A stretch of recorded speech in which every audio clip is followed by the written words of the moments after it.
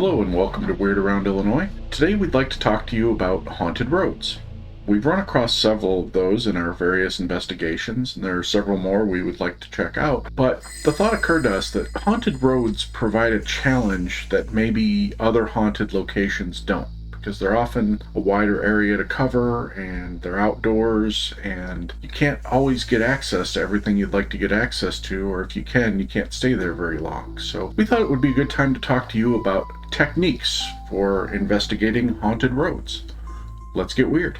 So the first thing you're going to need to have if you're going to investigate a haunted road is equipment. And there's a variety of it that you can bring with you. Yeah, one thing you definitely want to bring is a cell phone. That should be self-explanatory. Yeah. You of course want to have like contact to like other people. You want to have a GPS in case you get lost. There's a lot of different uses for that. Yeah, and of course it's a built-in camera and recorder too. Yeah. You also want to bring an EMF detector. That could detect like electromagnetic like forces. So that's very good for like detecting if there's ghosts in the area or something. You'd also want to bring a spirit box because you could potentially communicate with spirits. Now I'm going to add a pro tip on that.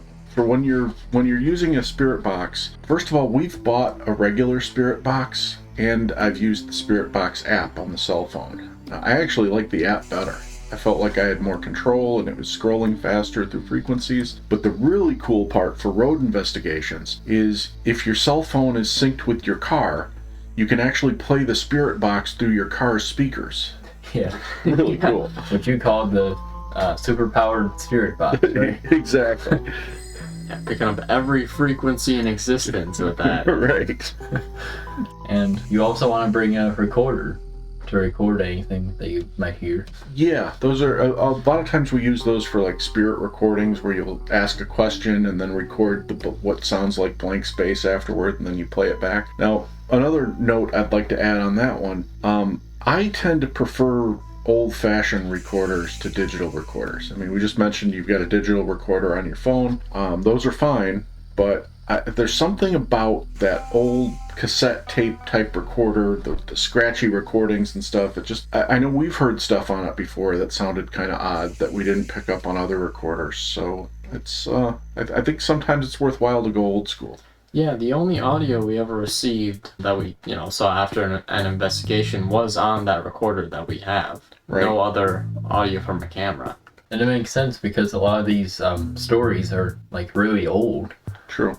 And of course, old recorders might be able to pick up some of that older stuff.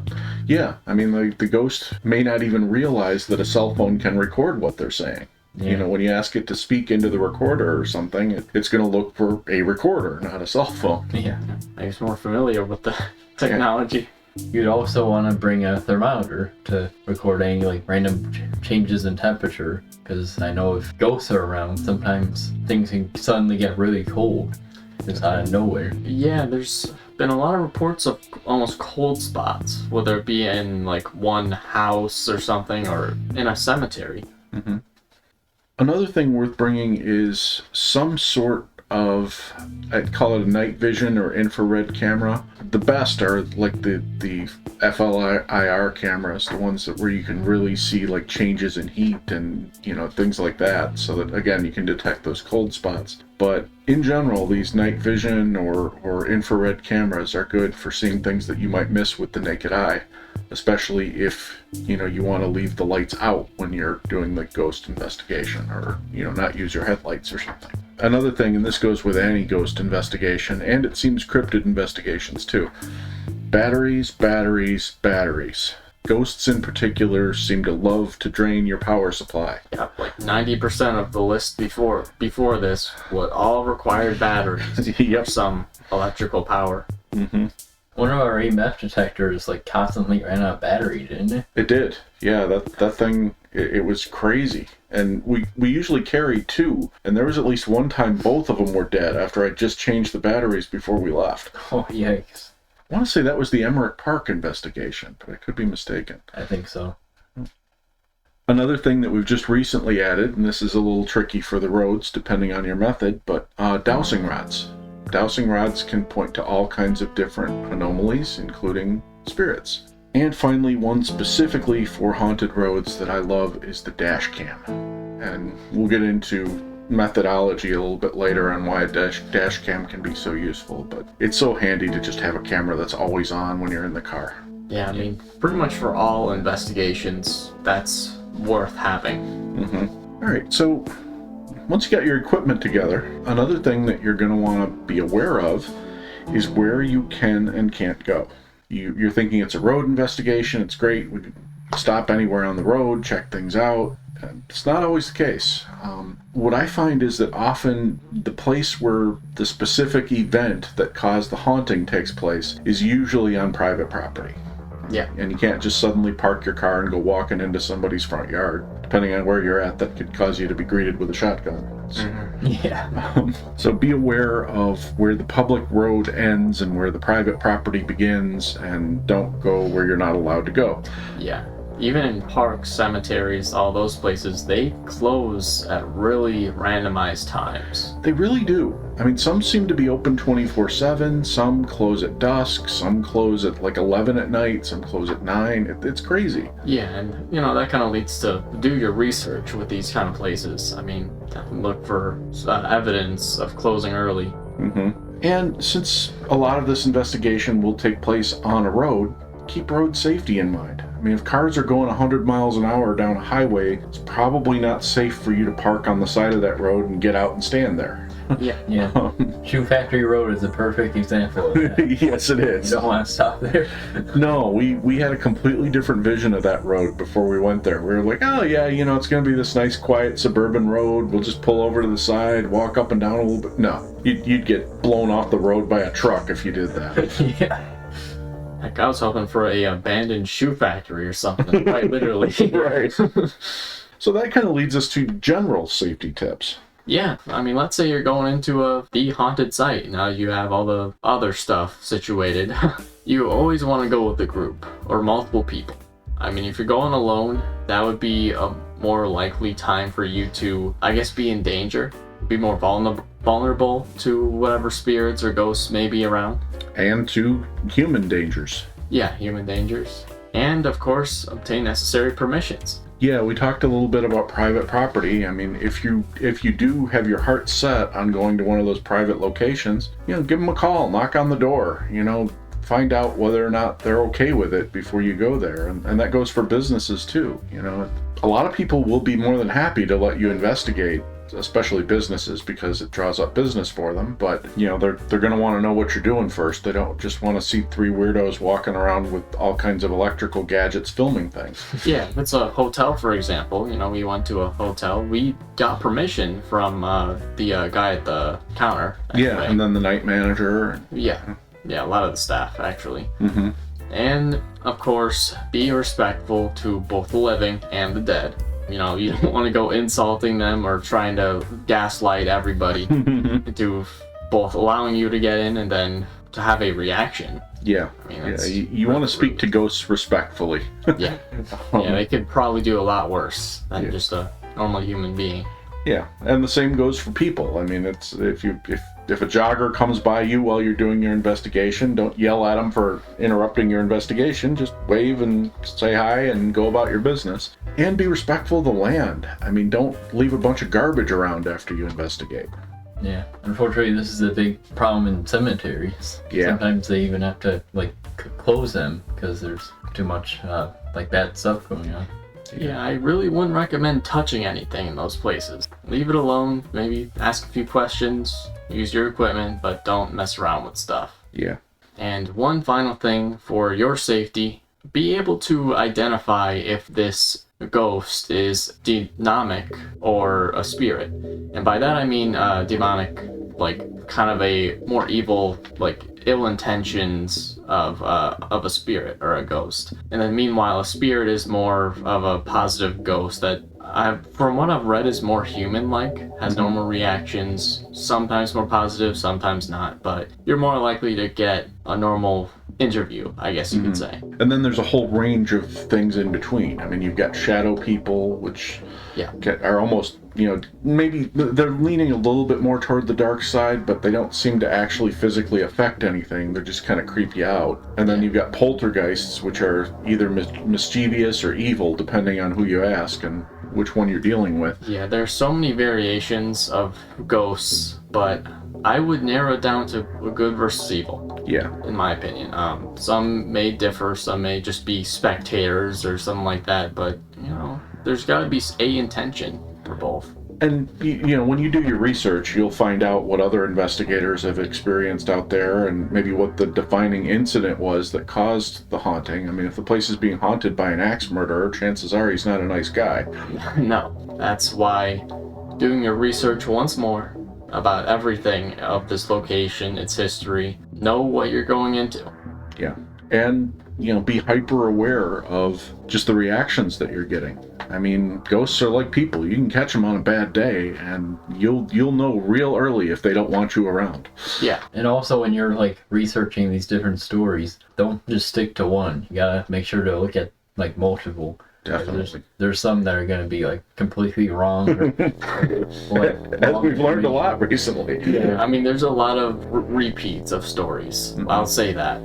But you need to be prepared for everything. Some may be fake, some may be really true. Yeah. So let's talk about the methodology a little bit. I mean, we got this road, there's a report of hauntings out there. How are we going to investigate it? Perfect start, the Bryce method. Oh, I love the Bryce method. Essentially, you're in your car with nachos.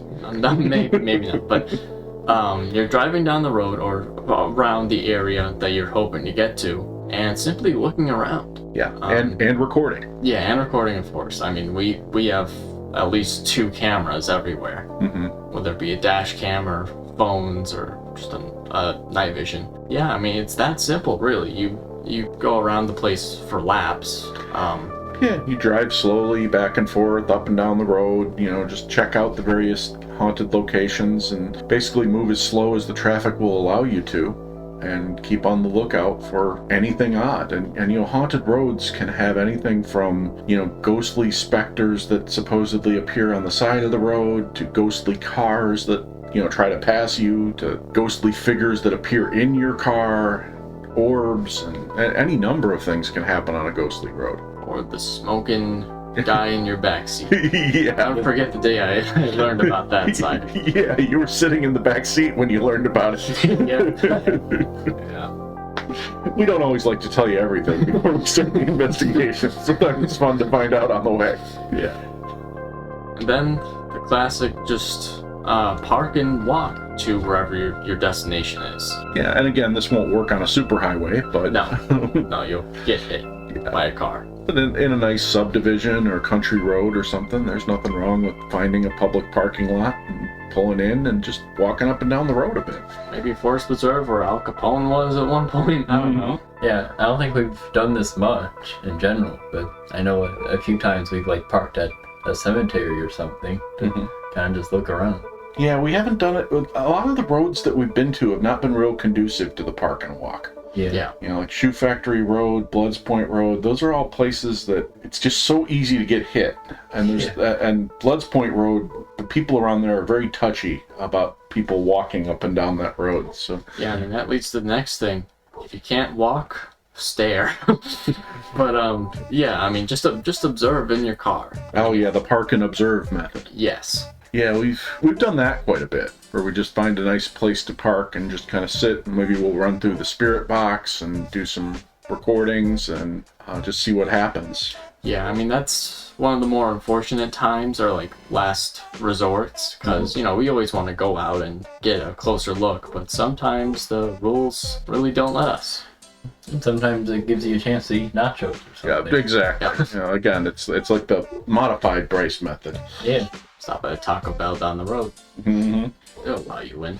Yeah. Well, that brings us to the other point. Another way to investigate haunted roads. You can like visit other locations like on that haunted road, like forest preserves, cemeteries, or bars or restaurants.